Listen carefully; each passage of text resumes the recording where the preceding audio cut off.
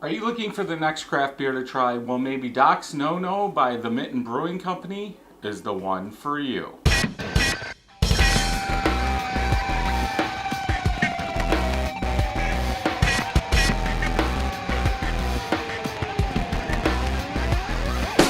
Welcome back, everybody. So today we are going to try Doc's No No. This is a double IPA from the Mitten Brewing Company, 8.9%. I started picking up more.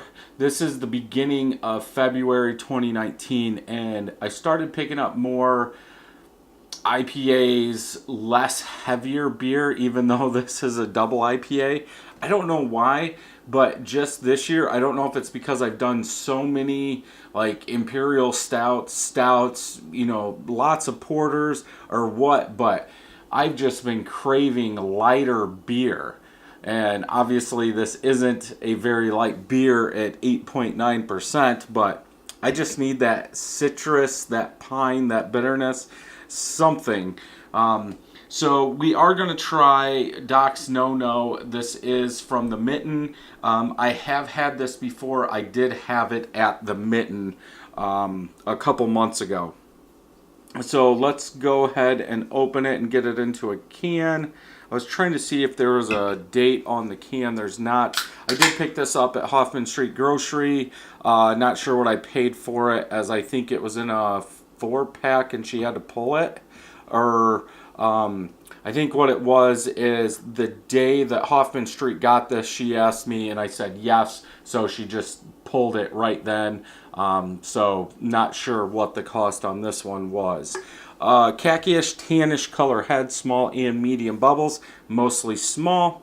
About a finger and a half ahead. Bubbles on the side are compact, like dish soap. I think I said it wrong in the last one. Caramel in color, very clear. I have 2 or 3 bubbles coming up. Not many more than that. But yeah, I would say it's a filtered beer. Looks the part of a double IPA. Untapped is showing 77 IBUs for this one. Let's go ahead and get a smell.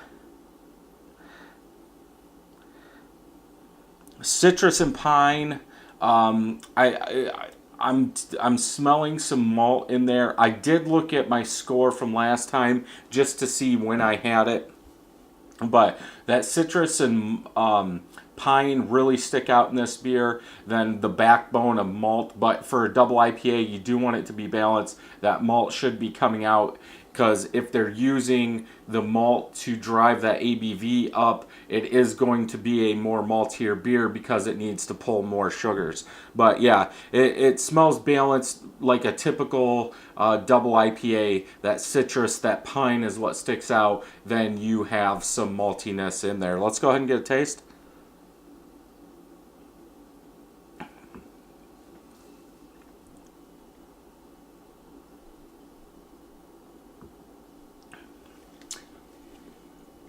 Big maltiness, sweetness up front, what you would expect for a double IPA, going back into some citrus. At the tail end, there is some pine. Medium body. There's not a lot of bitterness that you pick up. I think that sweet malt kind of layers your tongue and the rest of your mouth. So that might be covering up some of that bitterness. It doesn't taste like 77 IBUs, but because of how much maltiness there is there, sweet maltiness, and how thick it is, it does drink like an almost 9% beer.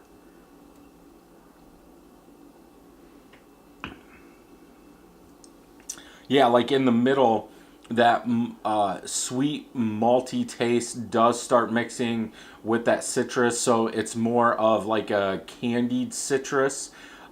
Generic, I would say. Tangerine, maybe a little grapefruit. Uh, Sweetness, like candied sweetness. And then at the going to the back of the palate, it's like a sharp citrus. So it's like that sweet malt starts wearing off, and then that citrus picks up, and then it's gone. Aftertaste is like a toasted bread sweet malt, and that is pretty much it. Gone, nothing really left. I would probably have to stick with my score I had when I did drink this on tap, 3.75 out of 5. I wish there was more citrus to this. I'm not a huge malty sweetness fan. I'm okay with it, but I don't think it has the bitterness to back up that sweetness. Excuse me, obviously it's carb. I think that sweetness is a little too much. I think it needs to bring out more citrus, and there needs to be some bitterness. It's almost like maybe they should have cut down on the grain and used candy syrup or something to bring out more of that bitterness, or used a little bit more hops. Because to me, that bitterness isn't there to balance out this double IPA. It's still drinkable. I would drink it. When I would drink it is probably in the winter, like it is now. But I think for the most part, I think the Mitten did a good job with this. If you're a real big fan of malty IPAs, I think you'll like this.